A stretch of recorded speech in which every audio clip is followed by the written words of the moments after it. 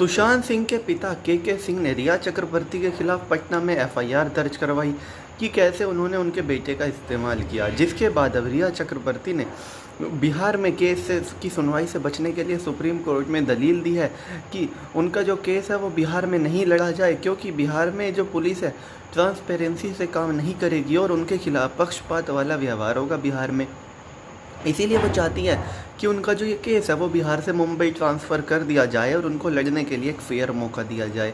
रिया चक्रवर्ती ने इस केस की सुनवाई के लिए उन्हीं वकील को किया जो सलमान खान के वकील रहे हैं, संजय दत्त के वकील रहे हैं, और उनकी फ़ीस काफ़ी ज़्यादा महंगी भी है। लेकिन रिया चक्रवर्ती की अगर कमाई देखें तो उनकी 3-4 फिल्मों से 1 करोड़ रुपए बॉलीवुड से लगभग कमाई है, और अगर उनकी सारी कमाई मिला दे तो भी 10 करोड़ रुपए नहीं होती। और इसके बावजूद अगर उन्होंने इतना महंगा वकील किया तो लोग सवाल खड़े कर रहे हैं कि रिया चक्रवर्ती के पास इतना पैसा आया कहाँ से।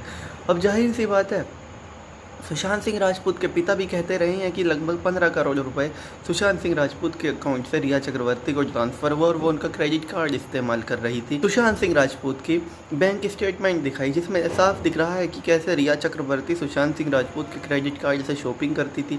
अगर कहीं होटल में रहती थी तो रिया चक्रवर्ती सुशांत सिंह राजपूत का क्रेडिट कार्ड इस्तेमाल करती थी, और सिर्फ रिया चक्रवर्ती ही नहीं, उनके भाई भी सुशांत सिंह राजपूत के क्रेडिट कार्ड का इस्तेमाल कर रहे थे। एक वक्त पे तो 4 लाख रुपए सुशांत सिंह राजपूत के क्रेडिट कार्ड से रिया चक्रवर्ती के भाई के लिए पे हुए जब वो होटल में रुके थे।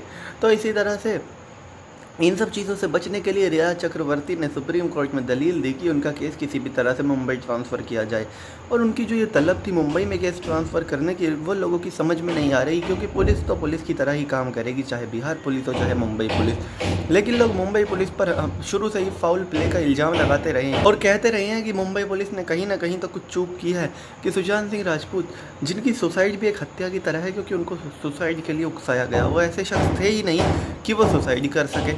और उनके साथ 7 साल तक रही अंकिता लोखंडे का भी साफ साफ कहना है कि उन्होंने इनसे बुरी जो कठिनाइयां हैं अपनी ज़िंदगी में झेली, इससे बुरे वक्त में वो थे, लेकिन बुरे वक्त में मुस्कुराना उनकी पहचान थी और वो बुरे वक्त से लड़ने में उन्हें मज़ा आता था। वो इस तरह के आदमी थे ही नहीं कि वो सुसाइड कर सके। और अंकिता लोखंडे ने ये बात कही, उसके बाद सुशांत सिंह राजपूत ने रिया चक्रवर्ती के खिलाफ केस दर्ज कराया। अब देखना होगा आगे आने वाले वक्त में ये केस किस और करवट बैठता है। तो चलिए दोस्तों, मैं राहुल चौधरी, फिलहाल इस वीडियो के लिए इतना ही। आगे भी इसी तरह की देश दुनिया, बॉलीवुड और खेल की तमाम खबरों के लिए बने रहिए मेरे साथ। जय माता दी।